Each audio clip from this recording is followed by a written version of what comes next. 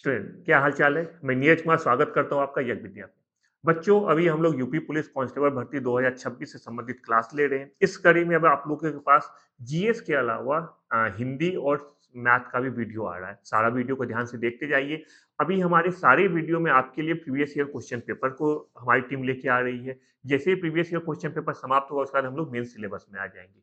Main syllabus पे आने से पहले बहुत ही महत्वपूर्ण है कि प्रीवियस ईयर क्वेश्चन को आप लोग आराम से देखते जाइए, उसके सारे फैक्ट को देखिए और ये देखिए कि उससे कितने क्वेश्चन बन रहे हैं। उसी आधार पे हम लोग जब क्लास करेंगे तो अपने क्लास में उसी चीज़ को समाहित करेंगे। चलिए प्रीवियस ईयर क्वेश्चन श्रृंखला में आज हम लोग बात करने वाले हैं 28 जनवरी 2019 के शिफ्ट 1 में हुए जीएस पोर्शन के बारे में। 2026 से संबंधित सारा पेपर आप लोग को मैंने करा दिया है।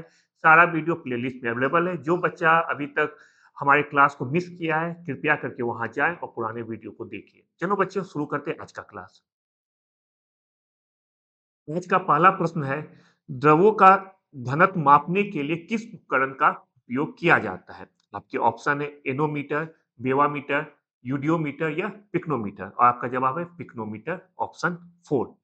हमेशा क्लास शुरू होने से पहले मैं बोलता हूँ कि क्लास शुरू होते समय पेन और पेपर लेके बैठा करो। जैसे-जैसे मैं क्लास में क्वेश्चन पूछता जाऊँगा, आप लोग अपना जवाब भी लिखते जाओ और क्लास समाप्त होने के बाद आप लोग देखो कि आप लोग आज के क्लास में कितना क्वेश्चन का सही जवाब दे पा रहे हो। बच्चों देखो, अगर 38 क्वेश्चन आ रहा है, माइनस मार्किंग इस बार नहीं है, इसका मतलब है सारे बच्चे सारे क्वेश्चन अटेम्प्ट करेंगे।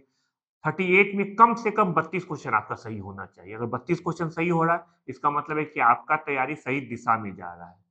चलो हम लोग एक्सप्लेनेशन को देखते हैं कि पिक्नोमीटर क्या होता है। पिक्नोमीटर का उपयोग बच्चों द्रव के घनत्व और प्रसार गुणांक को मापने के लिए किया जाता है। हम लोग चलो जो दूसरे ऑप्शन है उसके बारे में कुछ बातें कर लेते हैं। एक ऑप्शन दिया हुआ है एनोमीटर। एनोमीटर का प्रयोग पवन वेग की दिशा को मापने के लिए किया जाता है। बेवामीटर का प्रयोग मृदा की यांत्रिक गुणों को मापने के लिए किया जाता है, जबकि यूडियोमीटर का प्रयोग रासायनिक प्रतिक्रियाओं के दौरान गैसों के आयतन में परिवर्तन को मापने के लिए किया जाता है। इन चारों का प्रयोग किस-किस के लिए किया जाता है मैंने भी आपको बता दिया है। अगला सवाल है हमारा, केंद्रीय विश्वविद्यालय बाबा साहब भीमराव अंबेडकर विश्वविद्यालय विद्या विहार किस शहर में स्थित है? आपके ऑप्शन है आगरा, कानपुर, वाराणसी या लखनऊ। तो आपका जवाब होगा लखनऊ। बाबा साहब भीमराव अंबेडकर विश्वविद्यालय लखनऊ उत्तर प्रदेश में स्थित एक केंद्रीय विश्वविद्यालय है। इस विश्वविद्यालय की स्थापना 10 जनवरी 1996 को की गई थी। इसका नाम भारतीय संविधान के निर्माता डॉक्टर भीमराव अंबेडकर के नाम पे रखा गया है। और इस विश्वविद्यालय का एक और परिसर है जिसे कि हम लोग उपग्रह परिसर भी कहते हैं, सैटेलाइट सेंटर कहते हैं। और ये सैटेलाइट सेंटर या उपग्रह परिसर बाबा साहब भीमराव अंबेडकर यूनिवर्सिटी का अमेठी में स्थित है।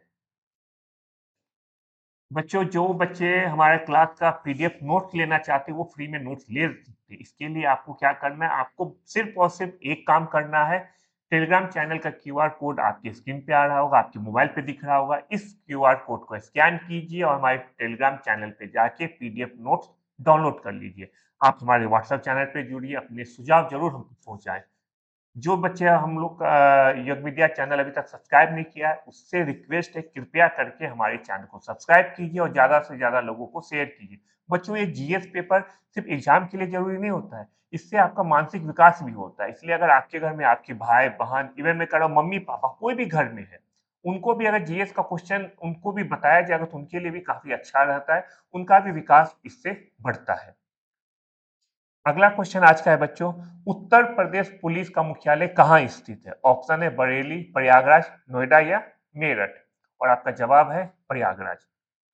आ, इसका इसका जवाब है प्रयागराज। इसके लिए थोड़ा ध्यान दो, ध्यान देने की जरूरत है क्योंकि इसमें एक महत्वपूर्ण बात है। महत्वपूर्ण बात क्या है कि ये क्वेश्चन 2019 में आपका आया गया है। यही चीज को मैंने स्लाइड में बहुत डिटेल में बताया कि 2019 में जब ये क्वेश्चन पूछा गया था उस समय मुख्यालय प्रयागराज हुआ करता था। आज के समय में 7 जून 2019 को ही इसका मुख्यालय लखनऊ के सिग्नेचर बिल्डिंग में स्थानांतरित कर दिया गया है। इसलिए जब जवाब आपको देना होगा इस सवाल का, अब पूछा जाएगा तो आपका जवाब होगा लखनऊ। लेकिन जिस साल एग्जाम आया था उस साल इसका जवाब था प्रयागराज। अगला क्वेश्चन है, उत्तराखंड किस वर्ष अस्तित्व में आया? ऑप्शन है 2000, 1991, 2016 या 2011 और आपका जवाब है वर्ष 2000 में। उत्तराखंड का गठन डेट भी याद रख लो बच्चों, ये आप देख रहे होगे कि 2024 में ये क्वेश्चन पूछा गया था। 9 नवंबर 2020 को किया गया था और उत्तराखंड 27वें राज्य के रूप में अस्तित्व में आया। इसकी राजधानी देहरादून है और दो राजधानी उत्तराखंड की, शीतकालीन राजधानी है देहरादून और ग्रीष्मकालीन राजधानी है गैरसैंण। उत्तराखंड की अगर बाउंड्री को देखिए, अगर मैप में आप बाउंड्री को देखना चाहो तो यहाँ पे देखो कि उत्तराखंड का बाउंड्री, ये उत्तराखंड है, उत्तराखंड का बाउंड्री एक तरफ जहां उत्तर में तिब्बत से सटता है, तिब्बत जो कि चीन के अंदर आता है, चीन का उस पर अधिकार है। दूसरी ओर पूरब में ये नेपाल से दो अंतर्राष्ट्रीय सीमा सटा हुआ, एक नेपाल से पूरब की तरफ, एक उत्तर से तिब्बत की तरफ, जबकि बाकी एरिया से भारत से जुड़ा हुआ है उत्तराखंड। कहाँ देख लो, मैप में देखोगे तो दक्षिण इस तरफ का भाग जो है उत्तर प्रदेश से जुड़ा हुआ है। अगला क्वेश्चन है, बरसाना होली डैश के साथ खेली जाती है, आपको फिल इन द ब्लैंक में भरना है। ऑप्शन है टमाटर, दूध, पत्थर या डंडे, और आपका जवाब है बरसाना होली डंडे से खेले जाते हैं। इसके बारे में हम लोग कुछ बातें कर लेते हैं। बरसाना की होली को लठमार होली कहा जाता है। इस होली में बच्चों नंदगांव जो कि कृष्ण जी का गांव कहा जाता है, वहां से लड़के लोग, बॉयज जिसे मेल कहो या मर्द को, वो लोग आते हैं और वो लोग आने के बाद बरसाना जो कि राधा जी का गांव है, वहां पे आके महिलाओं के साथ होली खेलते हैं। महिलाओं से होली खेलने का क्या तरीका है कि महिलाएं उन्हें डंडे से मारती है और जो लड़के लोग होते हैं, पुरुष होते हैं, वो ढाल से अपनी रक्षा करते हैं। ध्यान दो बच्चे, यहाँ पे हाथ का प्रयोग नहीं करना है। औरत लोग डंडे से मारेंगे और लड़के लोग, पुरुष जो है, ढाल से अपनी रक्षा करते हैं। आपका अगला प्रश्न है, उत्तर प्रदेश में आयोजित काम्पिल मेला किस समुदाय से जुड़ा हुआ है? आपका ऑप्शन है जैन, सिख, ईसाई या बौद्ध, और आपका जवाब है जैन। कुछ बातें इसके बारे में जान लेते हैं। यह मेला उत्तर प्रदेश के फर्रुखाबाद जिले के काम्पिल नामक स्थान पर लगता है। काम्पिल आपको पता होगा कि प्राचीन काल में काम्पिल के नाम से जाना जाता था, जो कि राजा द्रुपद का राजधानी था। यह स्थान जैन धर्म के 13वें तीर्थकर भगवान विमलनाथ का जन्म स्थान है, इसलिए यह जैन समुदाय के लिए बहुत ही पवित्र माना जाता है। अगला सवाल है, भारत में कथक नृत्य की एक शास्त्रज्ञ है कौन? भारत में कथक नृत्य की एक शास्त्रज्ञ है कौन, मतलब कौन कथक नृत्य करती है? ऑप्शन है आपका सोनल मानसिंह, मल्लिका साराभाई, पंडित बिरजू महाराज, उदय शंकर, और आपका जवाब है पंडित बिरजू महाराज। लखनऊ के कालका विद्याधीन घराने के प्रमुख प्रतिपादक थे पंडित बिरजू महाराज। 1986 में इसे पद्म विभूषण से सम्मानित किया गया था। जो अन्य ऑप्शन है उनके बारे में जान लेते हैं कि सोनल मानसिंह भरतनाट्यम और ओडिसी से जुड़ी हुई है, मल्लिका साराभाई कुचिपुड़ी और भरतनाट्यम से जुड़ी हुई है, जबकि उदय शंकर आधुनिक भारतीय नृत्य के जनक माने जाते हैं। एरिया वाइज अगर देख ले, कथक नॉर्थ इंडिया में फेमस है, भरतनाट्यम तमिलनाडु में, ओडिसी ओडिशा में और कुचिपुड़ी आंध्र प्रदेश में फेमस है, ये वहां के नृत्य है। अगला सवाल आपका, निम्नलिखित में कौन सा यूपी पुलिस विभाग की चयन प्रक्रिया के चरणों में एक नहीं है? और आपके ऑप्शन है शारीरिक परीक्षण, शैक्षिक योग्यता, आयु पात्रता, भाषा परीक्षण। ये क्वेश्चन आपके लिए बहुत आसान होगा क्योंकि भाई आप लोग पुलिस कांस्टेबल का एग्जाम दे रहे हैं, तो आपका जो भी एग्जाम होने वाला, ये बताओ कि इसमें से चार में से कौन सा ऑप्शन उस परीक्षण में, वो प्रक्रिया में, एग्जाम प्रक्रिया में शामिल नहीं होता है? शारीरिक, शैक्षणिक, आयु या भाषा? और आपको पता होगा कि आपका जवाब इसमें है भाषा। भाषा परीक्षण जिसको लैंग्वेज टेस्ट कहा जाता है, वो शामिल नहीं किया जाता है यूपी पुलिस कांस्टेबल भर्ती परीक्षा में। अगला सवाल है बच्चों, एक पौराणिक कथा के अनुसार किस देवता ने दशाश्वमेध घाट पर किए जाने वाले दशाश्वमेध यज्ञ के दौरान 10 घोड़ों की बलि दी थी? और आपके ऑप्शन है भगवान विष्णु, भगवान ब्रह्मा, भगवान शिव या देवी काली, और आपका जवाब है भगवान ब्रह्मा। इसका शाब्दिक अर्थ है 10 घोड़ों का बलिदान, सेक्रीफाइस ऑफ 10 हॉर्सेस। यह वाराणसी के सबसे प्राचीन और पवित्र घाटों में से एक है। दशाश्वमेध घाट के बारे में बताया गया कि प्राचीन घाटों में एक है। कहाँ पे स्थित है? वाराणसी में स्थित है, जिसे प्राचीन काल में काशी कहा जाता था। पौराणिक कथाओं के अनुसार भगवान ब्रह्मा ने भगवान शिव के पृथ्वी पर आगमन के स्वागत में यहाँ यज्ञ किया, 10 घोड़ों की बलि दी। अगला सवाल है, भारत में बहादुरी का सर्वोच्च पुरस्कार निम्नलिखित में कौन सा है?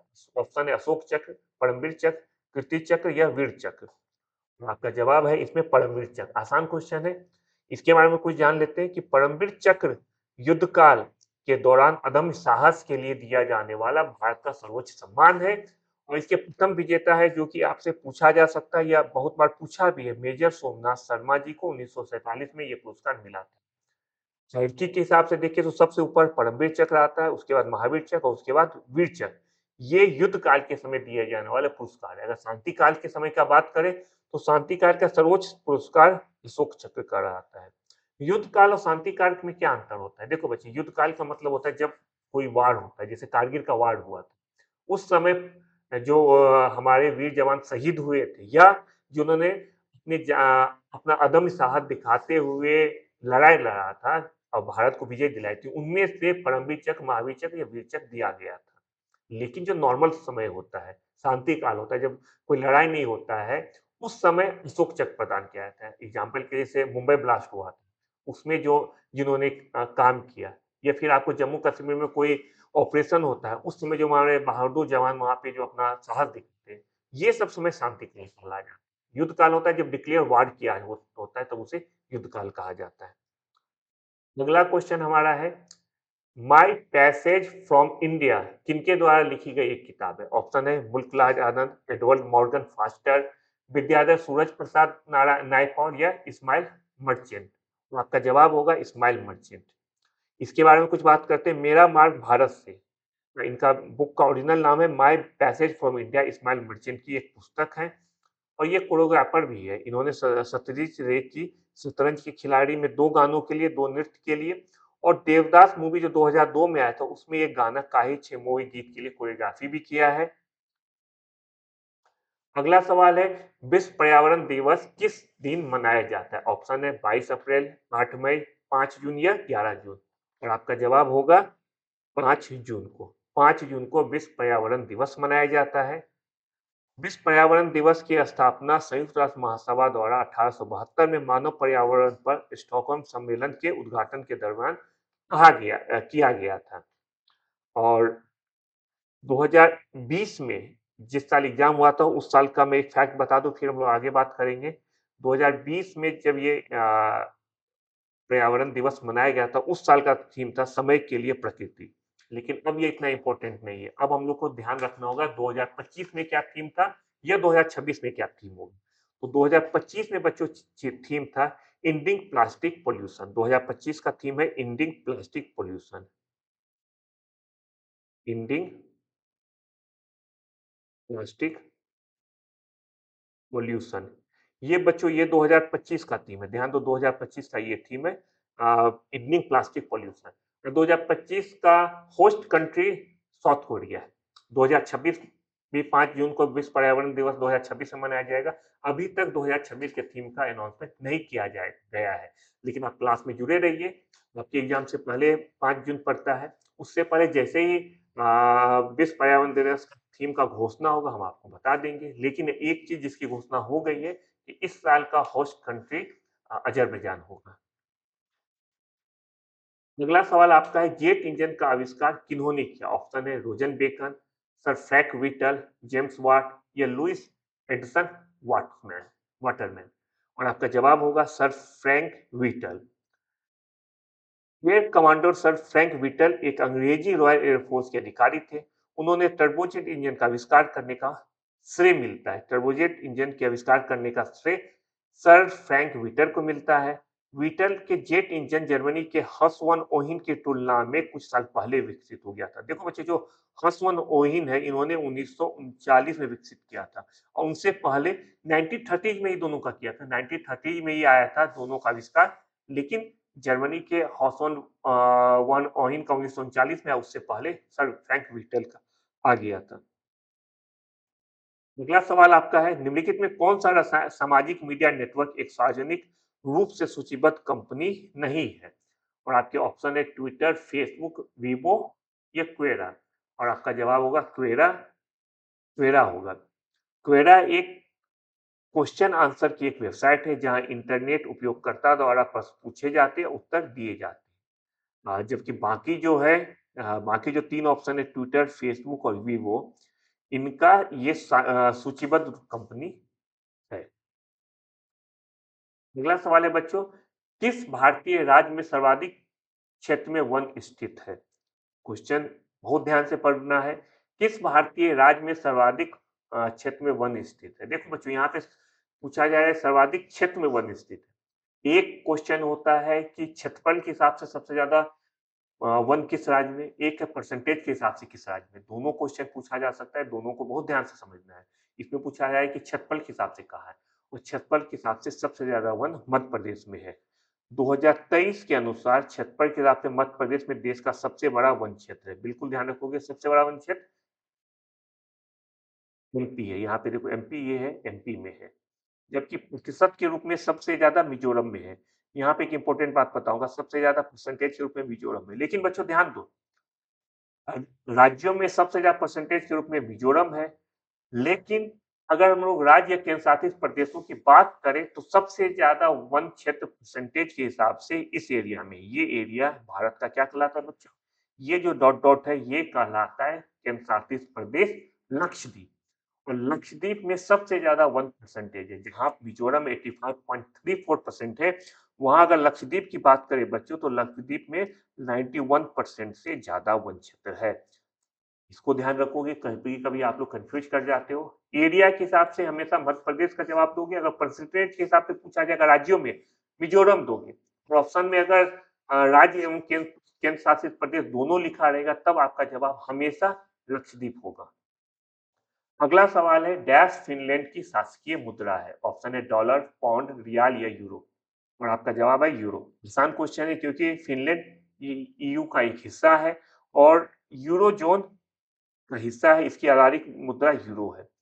2002 में यूरो को अपनाने से पहले फिनिश मार्का यहाँ की मुद्रा थी। फिनलैंड की राजधानी हेलसिंकी। 2002 से पहले, या 2002 जब यूरो को अपनाया गया था, 2002 में अपनाने से पहले फिनलैंड की मुद्रा का नाम है फिनिश मार्क। ये आपको समझ में आ गया, अभी यूरो है। 2002 से पहले फिनिश मार्का थी। एक एडिशनल फैक्ट जो आपके एग्जाम में पूछा जाता है, राज्य राजधानी फिनलैंड की राजधानी है बच्चों हेलसिंकी। अगला सवाल है, कौन सी रेखा भारत और पाकिस्तान के बीच सीमा तय करती है? ऑप्शन है मैकमोहन रेखा, रेडक्लिफ रेखा, मेडिसिन लाइन या डुरंड लाइन। और आपका जवाब होगा रेडक्लिफ रेखा। 17 अगस्त 1947 को भारत पाकिस्तान सीमा को रेडक्लिफ रेखा का नाम दिया गया था। यह गुजरात कच्छ के रण से लेकर जम्मू कश्मीर तक भारत और पाकिस्तान को विभाजित करती है। अन्य रेखा मैकमोहन रेखा है जो भारत चीन के बीच, या डुरंड रेखा पाकिस्तान अफगानिस्तान के बीच है। अगर बच्चों यहाँ पे आप मैप में देखोगे तो ये देखो, ये जो यहाँ से एरिया जाता है, ये देख रहे हो, ये जो एरिया है, ये बच्चों यहाँ जो येलो में दिख रहा है आपका, ये है रेडक्लिफ लाइन। जो जम्मू कश्मीर कच्छ का रण यहीं पे है, कच्छ का रण, या ये कच्छ का रण है, यहाँ से शुरू होते हुए ये देखो लास्ट तक जम्मू कश्मीर में चला जाता है। अगला सवाल आपका है, प्योंगयांग किस देश की राजधानी है? ऑप्शन है मालदीव, मंगोलिया, मलेशिया या उत्तर कोरिया। और आपका जवाब है उत्तर कोरिया। इसके कुछ एक्सप्लेनेशन देखते हैं। उत्तर कोरिया पूर्वी एशिया का एक देश है जो कोरियाई महाद्वीप के उत्तरी भाग का निर्माण करता है। 1948 में प्योंगयांग इसकी राजधानी बनी। किम जोंग उन उत्तर कोरिया के वर्तमान सर्वोच्च नेता है। ये क्वेश्चन आया था। इस क्वेश्चन को रिपीट करने का चांसेस बहुत कम है। अ, जो बच्चे, दोबारा मैं रिपीट करना चाहूंगा, जो बच्चे हमारे क्लास का पीडीएफ नोट चाहते हैं वो टेलीग्राम चैनल जाए, स्कैन करे, वहां जाके पीडीएफ नोट फ्री में मिल सकता है। हमारे चैनल को आगे देखने से पहले आपसे रिक्वेस्ट है कि हमारे चैनल को कृपया करके सब्सक्राइब करें, बेल आइकन जरूर जरूर दबा दें। अगला सवाल है, निम्नलिखित में कौन सा संयुक्त राज्य अमेरिका का एक राज्य नहीं है? ऑप्शन है न्यूयॉर्क, मिनेसाटा, लुइजियाना या अटलांटा। इसका जवाब है अटलांटा। देखो, यूएसए में 50 राज्य है, 50 राज्य है, और एक संघीय जिला जिसको वाशिंगटन डीसी कहा जाता है। सन में जितना भी दिया गया आपका नाम है वो सब अटलांटा एक ऑप्शन दिया गया, ये राज्य नहीं है। अटलांटा राज्य नहीं है। यह जॉर्जिया राज्य की राजधानी। देखो, आपसे पूछा जा गया है राज्य, अटलांटा एक जगह का नाम है जो राजधानी है किसका, जॉर्जिया का राजधानी है अटलांटा। तो अटलांटा राज्य नहीं है, ध्यान रखोगे। और यह जॉर्जिया की सबसे अधिक आबादी वाला शहर है अटलांटा। लक्षद्वीप के लोग मलयालम के अलावा दूसरी कौन सी भाषा बोलते हैं? ऑप्शन है तमिल, मुहल, बंगाली या हिंदी। लक्षद्वीप के लोग, उसका जवाब है मुहल। लक्षद्वीप भारत का सबसे छोटा केंद्र शासित प्रदेश है। इसकी राजधानी है कावारत्ती। अभी मैंने लक्षद्वीप के बारे में फैक्ट बताया। क्या बताया बच्चों लक्षद्वीप के बारे में? कुछ समय पहले एक फैक्ट बताया था। ये बताया था कि लक्षद्वीप में भारत में सबसे ज़्यादा वन परसेंटेज किसी राज्य का है तो लक्षद्वीप का है। 91 से ज़्यादा है लक्षद्वीप में वनों का परसेंटेज। लक्षद्वीप की मुख्य भाषा है मलयालम, जसेली और महल। महल भाषा विशेष रूप से मिनिकॉय द्वीप में बोली जाती है जो मालदीव के करीब है। अगला सवाल है छत्रपति शिवाजी के छोटे बेटे का नाम बताया जो तीसरे छत्रपति से जो तीसरे यहाँ पे दो बार तीसरे लिखा गया एक तीसरे को कट कर देते हैं। शिवाजी के छोटे बेटे का नाम बताएं जो तीसरे छत्रपति थे। ऑप्शन है राजा राम, संभाजी, साहू या बाजीराव। तो आपका जवाब होगा इसमें राजा राम। आओ इसके बारे में कुछ फैक्ट को देख ले। राजाराम भोसले प्रथम मराठा शासक शिवाजी के छोटे पुत्र और संभाजी के सौतेले भाई थे। उन्होंने 1689 में औरंगजेब के हाथों अपनी भाई की मृत्यु के बाद मराठा साम्राज्य को तीसरे छत्रपति के रूप में ले लिया। राजाराम ने 11 नवंबर 1689 से जिंजी के किले पर कब्जा कर लिया लेकिन 1698 में सतारा में अपना दरबार लगाने से पहले जिंजी को छोड़ दिया। ये आपके सवाल का जवाब है। अगला सवाल है डैश ओडिशा से प्रारंभ एक प्राचीन लोक नृत्य है। ऑप्शन है पुलिकली, राउत नाच, डाल कुनीता या घुमुरा। जवाब है आपका घुमुरा। घुमरा एक प्राचीन लोक नृत्य है जिसकी उत्पत्ति ओडिशा से हुई है। प्राचीन पौराणिक ग्रंथों के अनुसार घुमुरा देवताओं और असुरों का के बीच युद्ध नृत्य था। मतलब जब युद्ध होता था तो उस समय यह नृत्य किया जाता था। कालाहांडी जो उड़ीसा का एक जगह है मुख्य रूप से घुमुरा की भूमि के रूप में जाना जाता है। अगला सवाल है वर्ष 2018 के केंद्रीय बजट में भारत के राष्ट्रपति का वेतन प्रति माह कितना कर दिया गया? ऑप्शन है 1.5 लाख, 15 लाख, 50 लाख या 5 लाख। उसका जवाब है 5 लाख। बजट 2018 के अंतर्गत राष्ट्रपति के वेतन को 1.5 लाख से बढ़ाकर 5 लाख रुपए प्रतिमाह कर दिया गया था। उपराष्ट्रपति का वेतन बढ़ा के 4 लाख रुपया और राज्यपाल का वेतन बढ़ा के 3.5 लाख रुपया कर दिया गया था। भारत अपने नारियल के वार्षिक उत्पादन में डैश और इंडोनेशिया के बाद तीसरे स्थान पे है। इसके और इंडोनेशिया के बाद तीसरे स्थान पे है नारियल के वार्षिक उत्पादन। और आपका जवाब है फिलीपींस। फिलीपींस जो है बच्चों पहले स्थान पे आप लोग देख सकते हो। फिलीपींस पहले स्थान पे है, इंडोनेशिया दूसरे स्थान पे और भारत तीसरे स्थान पे है। कुछ और बातें कर लेते हैं। भारत नारियल उत्पादन में फिलीपींस और इंडोनेशिया के बाद तीसरे स्थान पे है। भारत अपने 21 लाख हेक्टेयर भूमि को नारियल के रोपण के लिए जाना जाता है। नारियल के तटीय फसलों की खेती मुख्य रूप से भारत में तमिलनाडु, केरल, कर्नाटक और आंध्र प्रदेश में किया जाता है। अगला सवाल है 24 जनवरी 1950 को संविधान सभा के 284 सदस्यों ने हस्ताक्षरित हस्तलिखित संविधान पर हस्ताक्षर किए जिसमें डैश महिलाएं शामिल थी। क्वेश्चन आपका है कि जिस 284 सदस्यों ने शामिल किया उसमें महिलाओं की संख्या कितनी थी? ऑप्शन है 30, 20, 15 या 25। आपका जवाब है 15 महिलाएं थी। हाँ 284 पर्सन ने साइन किया जिसमें 15 महिलाएं थी। और इन महिलाओं में जिनका कि अभी भी भाषण अभिलेखागार में सुरक्षित है उनका नाम भी मैंने दे दिया हूं कि उसे भी आप लोग एक बार देख लो। अगला सवाल है काकोरी रेलगाड़ी लूटपाट की कल्पना राम प्रसाद बिस्मिल और किसने की थी? तो ऑप्शन है खुदीराम बोस, शिवराम राजगुरु, असाफुल्ला खां या यतीन्द्र नाथ दास। तो जवाब है आपका असाफुल्ला खां ने। आइए इसके बारे में कुछ फैक्ट देख लेते हैं। काकोरी ट्रेन डकैती एक सशक्त डकैती थी जो 9 अगस्त 1925 के मध्य उत्तर प्रदेश के एक ट्रेन में हुई थी।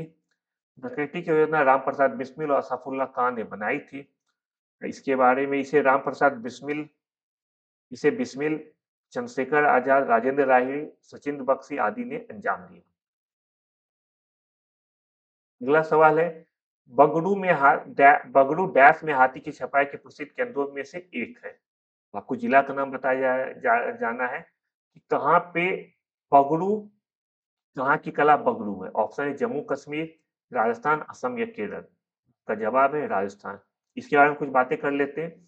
बगड़ू मुद्रण एक ब्लॉक मुद्रण शैली है जो मूल रूप से राजस्थान की भूमि से उत्पन्न हुई है। बगड़ू मुद्रण आधुनिक या समकालीन शैली के साथ युग्मित दस्तकारी भारतीय वस्तु की सुंदरता को दर्शाता है। छाप ज्यादातर वनस्पति और जीवों या अन्य प्राकृतिक तत्वों से प्रेरित होती है। अगला सवाल है, भारतीय रिजर्व बैंक द्वारा निर्धारित 2018 में नकद आरक्षित अनुपात प्रतिशत है। 2018 का पूछ रहा है, जिसको पूछने का अभी सिर्फ आंसर देख लो। इसका आंसर है 4% था 2018 में सीआरआर। लेकिन अगर हम लोग बात करें अभी के परिप्रेक्ष्य में, आपको अभी का परिप्रेक्ष्य में सीआरआर जानना है, अभी के परिप्रेक्ष्य में 4.5% है। तो 4% को भूल जाओ, आपको बस ये याद रखना है कि अभी सीआरआर कितना है। तो अभी बच्चों सीआरआर है 4.5%। जिस समय एग्जाम हुआ था उस समय 4 था। वो अभी उससे अभी कोई लेना देना नहीं, आप 4.5 याद रखोगे। अगला सवाल है, हवा महल 1799 ईस्वी में महाराजा द्वारा बनाया गया था। आपको महाराजा का नाम लिखना है कि जिन्होंने हवा महल बनाया था। उस समय पृथ्वीराज चौहान, राय बुल्लभ भट्टी, सवाई प्रताप सिंह, रानी पद्मिनी। उनका जवाब है इसमें सवाई प्रताप सिंह। 1799 में कछवाहा राजपूत शासक सवाई प्रताप सिंह ने लालचंद उस्ता को रॉयल कृषि पैलेस का विस्तार करने का आदेश दिया था। जयपुर के गुलाबी शहर बड़ी चौपारा में स्थित हवा महल 1799 में बनाया गया था। एक इंपॉर्टेंट जो यहाँ पे कुल मिला के 953 खिड़कियां हैं। ये ध्यान रखो, ये बहुत सारे एग्जाम में बिहार में पूछा गया है, कुल कितनी खिड़कियां हैं। यहाँ जो आपको दिख रहा है ये कुल कितनी खिड़कियां हैं, तो 953 खिड़कियां हैं। अगला सवाल आपका है, संयुक्त राष्ट्र महासचिव एंटोनियो गुटेरेस किस देश के प्रधानमंत्री थे? ऑप्शन है स्पेन, पुर्तगाल, ब्राजील या मेक्सिको। और इनका जवाब है पुर्तगाल। एंटोनियो गुटेरेस संयुक्त राष्ट्र के 90वें महासचिव के रूप में सेवारत हैं। पुर्तगाली सोशलिस्ट पार्टी के सदस्य के रूप में उन्होंने 1955 से 2001 तक पुर्तगाल के प्रधानमंत्री के रूप में कार्य किया। और अगर हम लोग बात करें कि ये महासचिव कब से है यूएनओ के, तो 1 जनवरी 2017 से है। और इनका दूसरा कार्यकाल जून 2021 से शुरू हुआ, जो कि 2026 तक होगा। तो 2 कार्यकाल पे है, पहला कार्यकाल इनका समाप्त हो गया, अभी ये दूसरे कार्यकाल में यूएनओ के महासचिव के पद पे आसीन है। अगला सवाल है, उद्घाटन के बाद लखनऊ के एकाना क्रिकेट स्टेडियम में खेला गया पहला अंतर्राष्ट्रीय क्रिकेट मैच भारत और किसके बीच खेला गया? तो भारत और ये खेला गया था वेस्ट इंडीज के बीच। आपका जवाब होगा वेस्ट इंडीज। और इसके बारे में कुछ बातें देख लेते हैं कि भारत रत्न श्री अटल बिहारी वाजपेयी एकाना क्रिकेट स्टेडियम लखनऊ में स्थित है। इस स्टेडियम में पहला अंतर्राष्ट्रीय मैच 6 नवंबर 1918 को भारत और वेस्ट इंडीज के बीच खेला गया था। इस मैच में रोहित शर्मा ने सेंचुरी बनाया था और भारत जीत हासिल की थी। अगला सवाल है, वर्ष 2022 के एशियाई खेल की मेजबानी किनके द्वारा की जाएगी? ऑलरेडी 2022 बीत चुका है, हम लोग को जवाब पता है। इसका जवाब है चीन। चीन इसका जवाब है। 2022 एशिया खेल का आयोजन हांगझो चीन में हुआ था।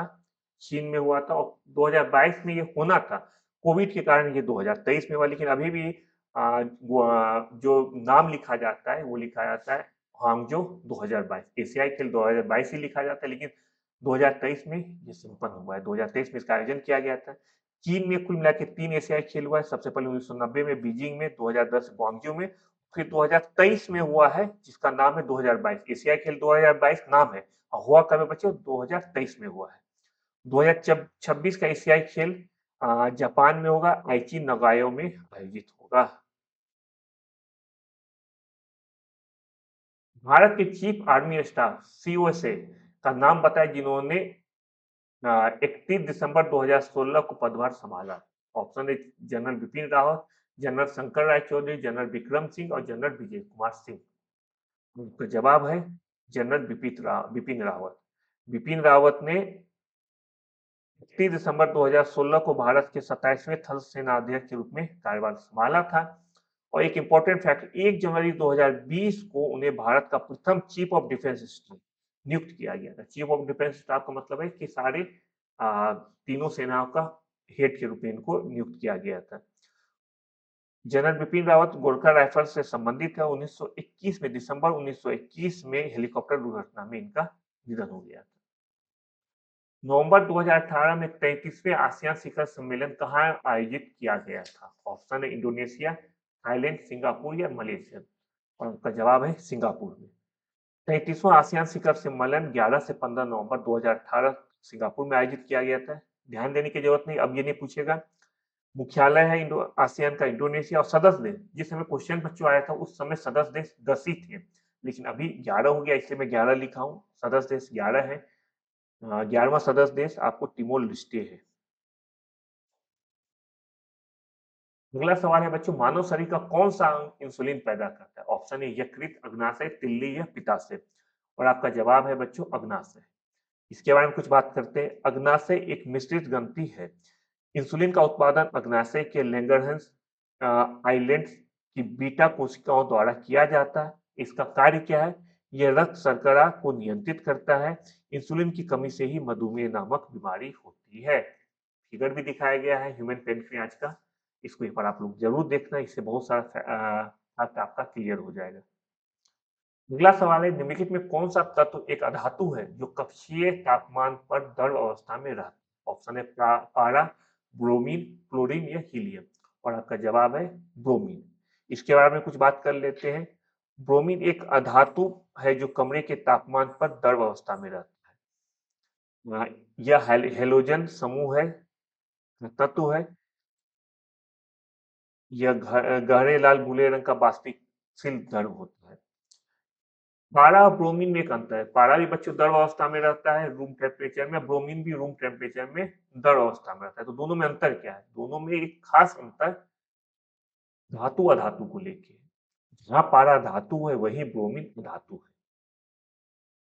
निम्नलिखित में किस तत्व का परमाणु त्रिज्या सबसे छोटा होता है? ऑप्शन है ब्रोमीन, क्लोरीन, सोडियम और कैल्शियम। ऑप्शन में कि निम्नलिखित में से इन चारों में सबसे कम परमाणु त्रिज्या किसका है? और इन चारों में सबसे कम परमाणु परमाणु त्रिज्या बच्चों क्लोरीन का है। परमाणु त्रिज्या किसका कम होता है, किसका ज्यादा होता है, इसको जानने के लिए एक सिंपल फॉर्मूला है। वो क्या है? पीरियोडिकल टेबल, जिसको आवर्त सारणी कहते हैं, उसमें बाएं से दाएं जाने पर परमाणु त्रिज्या घटती जाती है। बाएं से लेफ्ट से राइट की ओर जाएंगे तो परमाणु त्रिज्या कम होती जाएगी, और ऊपर से नीचे की ओर जैसे जैसे हम आएंगे हमारा परमाणु त्रिज्या बढ़ता जाएगा। आप चाहें तो आवर्ती सारणी, पिछले क्वेश्चन में पूछा गया था, ये आपका आवर्ती सारणी है जो आपको दिख रहा है, ये आपका आवर्ती सारणी है। इसमें आप कंपेयर कर लोगे बाएं से दाएं जाने पे किसी भी तत्व का परमाणु त्रिज्या कम होते जाता है, ऊपर से नीचे आने में परमाणु संख्या बढ़ते जाता है। अगला सवाल है, CH3 COO CH2 CH3 का सूत्र है, किसका सूत्र ये है? ऑप्शन है ब्यूटानोइक अम्ल, methyl ethanoic, ethyl acetate, propanoic अम्ल। और आपका जवाब है एथिल एसीटेट। ये सूत्र जो है CH3 COO CH2 CH3, ये एक एस्टर है। इसका रासायनिक नाम है एथिल एस्थोनाइट। यह समानता एथिल एसीटेट के नाम से भी जाना जाता है। इसकी गंध फलों जैसी होती है। बच्चों ये हमारा आज का क्लास। उम्मीद करता हूँ कि आज का क्लास आपको पसंद आया होगा। क्लास से संबंधित कोई भी फीडबैक है वो हमें ज़रूर दें। आप यज्ञ विद्या को देखते रहें, इससे सब्सक्राइब करें। जो बच्चे पहले से जुड़े हैं वो तो सब्सक्राइब किए होंगे, लेकिन जो आज पहली बार जुड़े वो कृपया करके हमारे चैनल को सब्सक्राइब करें, बेल आइकन दबा दें, जिससे सबसे पहले हमारा कोई भी क्लास आपके पास पहुँचे। हम आप लोगों के लिए बाकी सारे एग्जाम को लेके भी जल्दी आने वाले हैं। आप फ्री में स्टडी मटेरियल हमारे टेलीग्राम चैनल पे प्राप्त कर सकते हैं। हम लोग आपके बाकी सोशल नेटवर्किंग साइट पे अवेलेबल है। हमारा ऐप आप लोग डाउनलोड कर लें, क्योंकि बहुत जल्द आप लोगों के लिए मॉक टेस्ट शुरू होने वाला है, जो आपके ऐप और हमारा जो वेबसाइट है उस पे आपको मिल जाएगा। हमारे वेबसाइट का एड्रेस है www.yakvidya.com। हम ट्विटर और इंस्टाग्राम पे भी है। जो नंबर आपके सामने है 8178333895, ये यज्ञ विद्या का नंबर है। आपका कोई भी क्वेरी हो तो हमेशा हमसे जुड़ सकते हैं। आपने हमारा वीडियो देखा इसके लिए बहुत बहुत धन्यवाद। अपना ख्याल रखिए, फिर मिलते हैं नई क्लास में। Bye bye.